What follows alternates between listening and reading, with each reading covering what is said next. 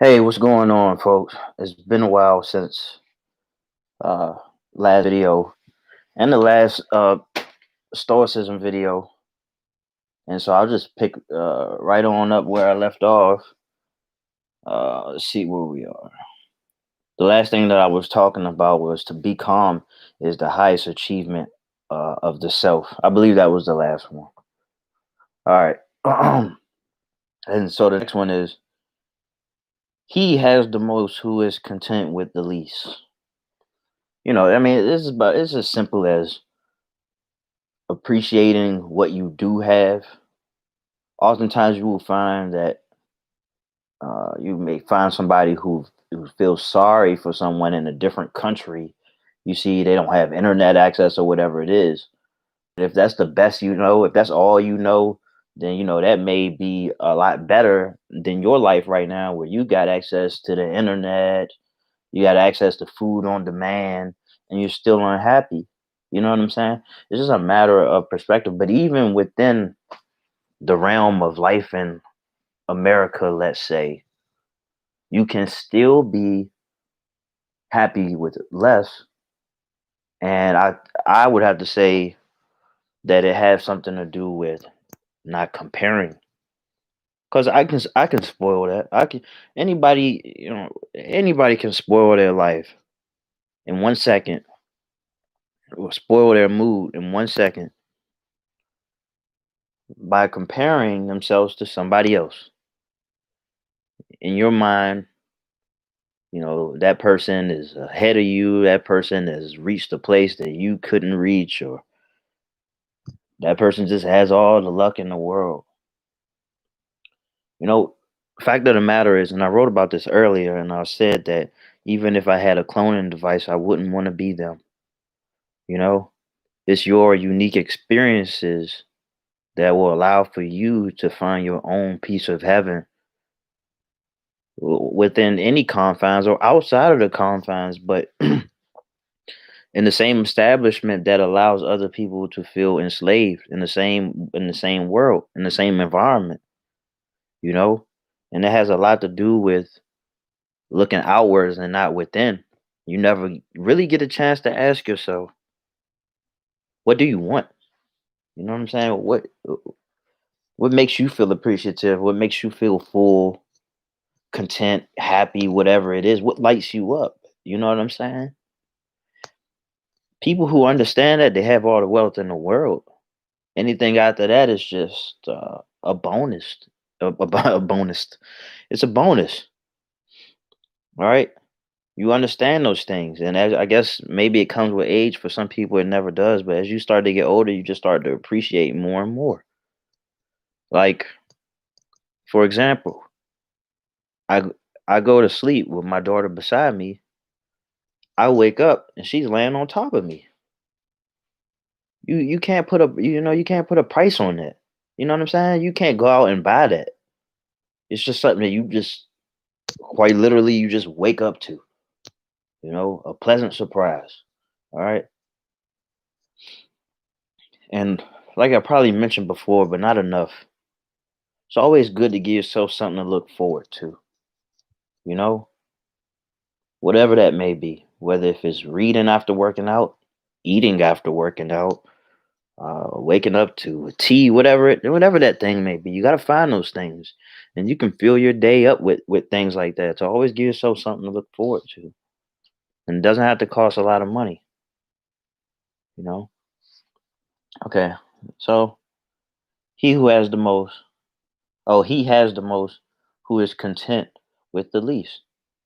You know, One thing that I realize is that when you kind of throw away your desire, when you do away with desire, me personally, I don't think there's anything inherently wrong with it. But when you kind of do away with this desperation, this I need, then it frees you up to do the things that you really want to do. You know what I'm saying? It really frees you up to do these things. And because of this, life is more fulfilling, is more worthwhile. You take risks. You don't sweat the hard things, sweat the hard stuff. You leave things where they are. You leave the past where it's at. Then you just live in the moment and move on. All right. That's how I try to move. All right. Self control is strength. Right thought is mastery. Calmness is power. James Allen. So I think it may have been the last video that I recorded, whatever. And I was talking about how Joe Biden wasn't going to become the president. And I started going back and forth with somebody. And as I got off the video, I was just thinking, like, man, I could have just ignored it. I saw where somebody was, I saw the direction they were going, and I just kept going back and forth. Like it was pointless. All right, because my philosophy is that I'm not really big on arguing. You argue with somebody, the chances of them seeing your perspective very slim. All right, otherwise it wouldn't have turned into an argument. All right, that's when pride gets involved. You're wrong. I'm right. I'm right. Those type of things. Really gets you nowhere. And so I have to keep in mind the things that I don't want to settle for, the things that I don't want to do, and practice a type of restraint so I don't allow these things to happen. All right. I have to always focus on control because there are many things that I can't control, but I need to learn how to control myself. Because as I've learned on the chessboard many times, and this is exactly how life works, that you make a mistake and that's it. There's no coming back. Well, I mean, not always, but there are mistakes that you can make where there's no coming back from it. You know what I'm saying? There are people in jail right now. They're gonna spend the rest of their lives in jail off of one decision. You know what I'm saying? One decision. That's it. One. All right. And I've actually gotten lucky where, and just like in chess, you can have a blunder. If nobody catches it, then you won't have to pay for it. You know what I'm saying? 'Cause that's very true. So there are a couple of things that I actually should have went to jail for. All right, but it didn't happen. There are some things that should have killed me, but it didn't happen. That doesn't mean you keep doing it because eventually it'll catch up to you. But it just goes to show that if you eliminate things like that, then you decrease your chances of that happening. All right. So I don't recommend trying to get away with things. I recommend not doing things that are going to put you in very bad situations. Okay. Jail is nowhere you want to be. Okay.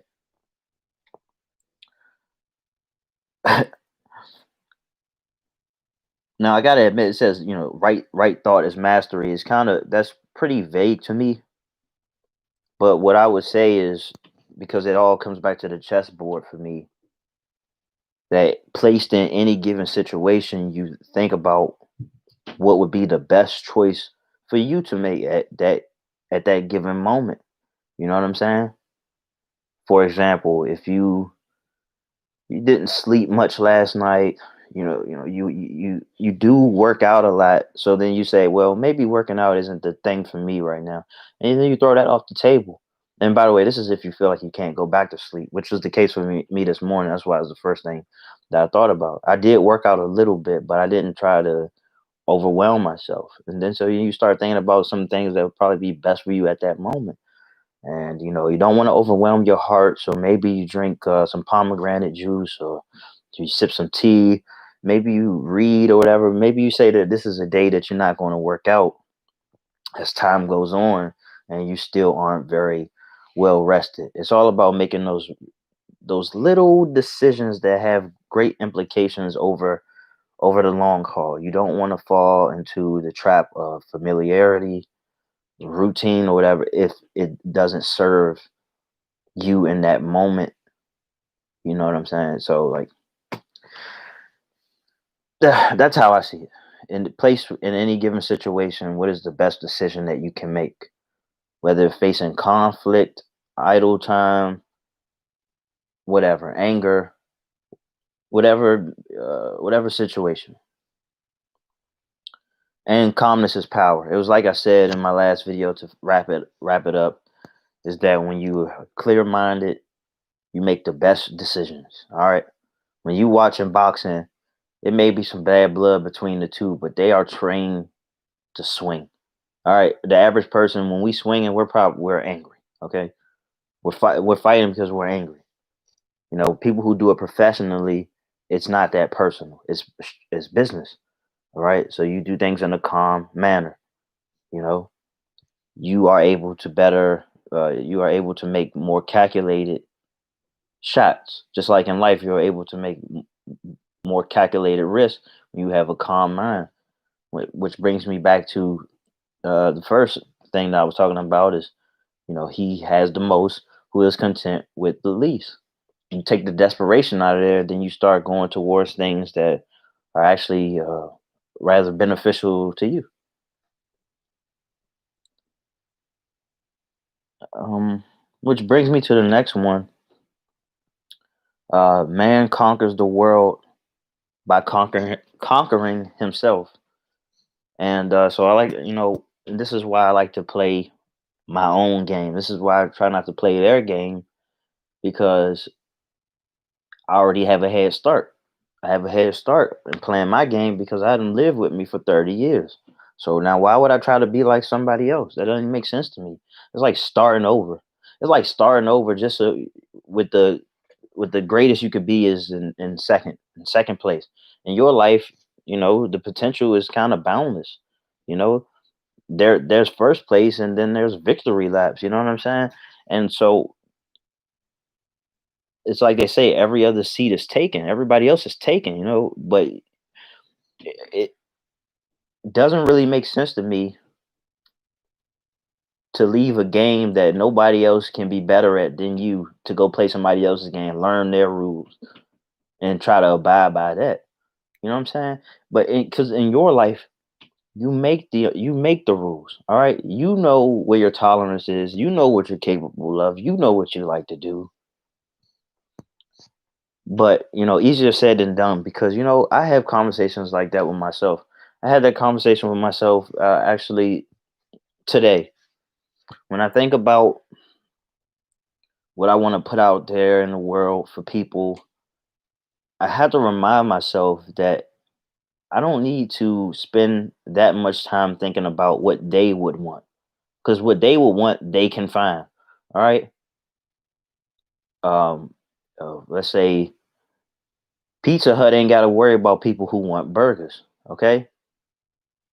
People, the fact of the matter is, when people want burgers, they go where the burgers are. When they want pizza, then they'll come to you if you got it. All right. People gonna want what they want. So stop trying to be what people want, and instead build it, and they will come. You know what I'm saying? There's always gonna be somebody who has a taste for you. All right. At least I mean, look, that's just the way that I see it. And when I got over that, you know, and especially in talking about comparing myself to other people, when I got over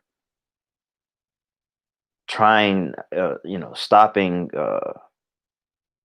and trying to give people what I think they would want, it really freed myself up. And I realized that this was actually one of the cures to uh, writer's block, for example.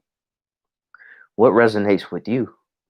All right, because what you will find is that what resonates with you, it resonates with other people. You aren't that unique. You aren't as unique as you think you are. All right, your problems aren't as unique as you think they are. It's just because you're so consumed with it. I mean, you're the only one dealing with what's going on in your mind. Uh, you can be very much convinced that you're alone in the world with that. But this is why there's more incentive to express what it means to be you. And it's like sending out certain waves that connect. It's like when you're on a walkie-talkie and you're on like a certain like what do you call it, a wave station, whatever it is. Then you can connect with people who are also on a similar station. You know, that's how that works. And so, at the end of the day, there's nothing wrong with being true to yourself and trying to doing your best to master what it means to be you. Because what may be needed for your best friend or your brother or whatever isn't needed for you. Okay. Everybody may be doing cardio. Cardio might not even be the thing for you. You may be thin. You may be trying to put on weight. You don't need to follow everybody else's plan. Make your own. All right.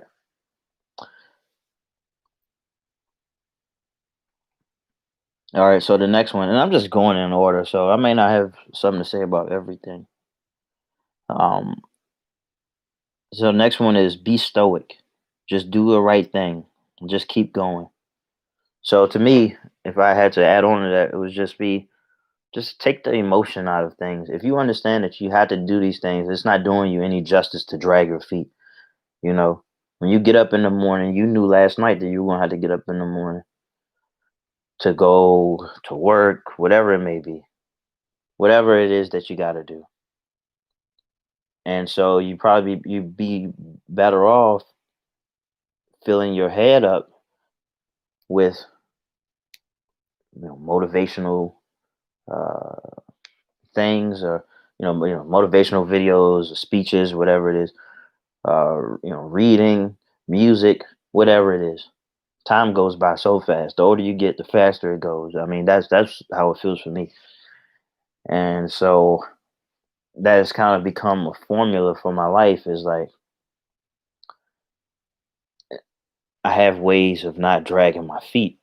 I have ways of talking myself out of dragging my feet. The toughest part is dragging myself out of bed, and when I get out of bed, then I mean that's it. And once you start, it's never as bad as it was in anticipation. All right, especially if it's something that you've done multiple times. But at the same time, that doesn't mean that you convince yourself to suck it up for 20, 30 years, 40 years. If we're talking about work, now you always devise a plan. So, like when I was working in construction, I would have kind of headphones in, and